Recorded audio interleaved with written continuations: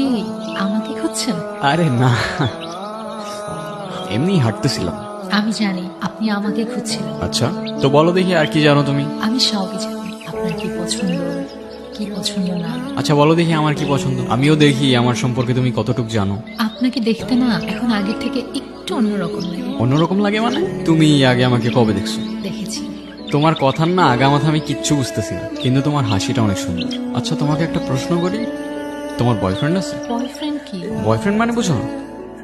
এখন কেমনে যে বুঝাই, বয়ফ্রেন্ড মানে হচ্ছে তোমার একটা বন্ধু, যে হচ্ছে ছেলে, আর যাকে তোমার অনেক ভালো লাগে, যাকে তুমি বিয়ে করবা। আছে তো। কে? আপনি। এই যে আমি ঠিকই জানতাম তুমি আমার সাথে মজা করতেছো। আমি অনেক বছর ধরে অপেক্ষা করে আছি কেন, কিসের জন্য? একটা কথা বলার জন্য। কি কথা? কাল বলি। আচ্ছা